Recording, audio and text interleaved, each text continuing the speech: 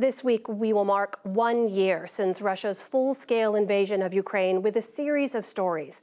Tonight, the drone war. Nick Schifrin and videographer Eric O'Connor recently traveled to frontline units in Donetsk province and report on Ukraine's effort to modernize a war that's often seemed an echo from last century.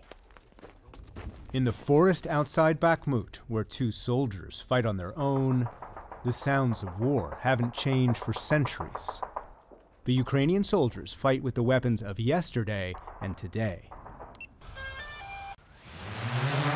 They launched their $10,000 Chinese drone up and over the trees they use for cover to hunt for Russian troops. It's the 21st century version of forward observing. The drone locates a Russian target and relays its location to the brigade's artillery commander. Before the war, the 33-year-old pilot was an engineer, which is his nickname that he asked us to use. Commander of our artillery sees this screen too, like monitor all the time. And from different angle, from different drones, they can react fast and quickly, and it takes approximately 3 to 5 minutes. 3 to 5 minutes from the time that you spot them until the time they can fire. Yeah, even faster.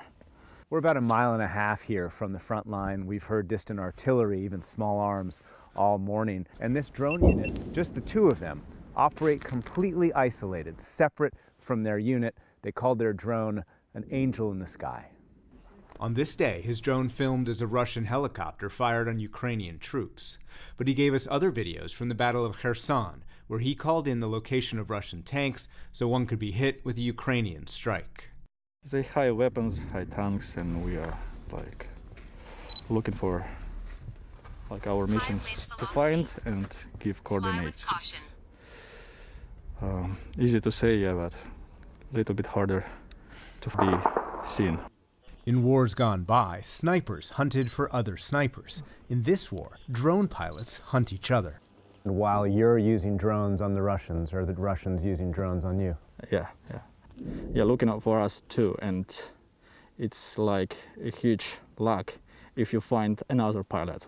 Sometimes we hunting in each other, because if you're not able to see what is the situation, your artillery is done. It's not working. You're blind. Yeah. So when you're not flying, you spend time in the bunker. We sleep in the bunker. They've been using this location for months, thanks to this bunker they happened to cross. He shows us some Ukrainian hospitality, thanks to a butane stove and some bottled water. It's a quick way to make a tea. He shows me how Ukrainians try to detect Russian drones. The Russians have their own countermeasures. And it's automatically detect your drones and shut down signal. So it's jammers. Yeah, it's really harmful. When you lost your drone, it's like you use your friend, maybe I would say. Really sad moment, because it's like you have some connection. I would say you are. It's like your partner. Yeah. Some partners have been around longer than others. This Ukrainian drone model has been flying since Russia's initial 2014 invasion. It's not as fancy, it specializes in photos. But its operators consider it older and wiser, much like they consider themselves. Their unit name loosely translates to old fogies. 59-year-old Commander Igor was retired and volunteered the day of the invasion. At the start of the war, the Russians had more artillery and drones. But now this balance has changed, and I can feel it every day, and we're better. Vitaly, the pilot, is 51. He grew up in far western Ukraine, flying model airplanes. Ever since I was 6, my hobby was airplane modeling. So in 2015, when I was called up, I understood that I could contribute the most by becoming a drone pilot. They're far from a main road, but not from the artillery that they're helping to aim. Each surveillance flight lasts about an hour. The only way to know what the drone has seen is by manually opening it and removing its memory card, which promptly goes into the van. We can't show the screen right now, but you're looking through photos that the drone has taken to reveal Russian locations. What can you do with those photos? It gives us information of quantity of military equipment, type of military equipment, and this gives us the ability to decide to target immediately with the help of artillery, or take additional actions. To send their images and guarantee communications, they rely on Starlink, owned by SpaceX CEO Elon Musk, despite SpaceX threats to cut them off.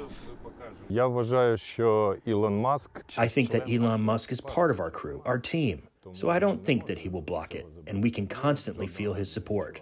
Does the use of drones go both ways? Is it like a cat and mouse game? We don't see significant changes in Russian drones, except for the Iranian Shaheeds. That's a reference to Iranian-made Russian attack drones. They've struck the country's infrastructure and alongside Russian missiles have challenged Ukraine's air defenses.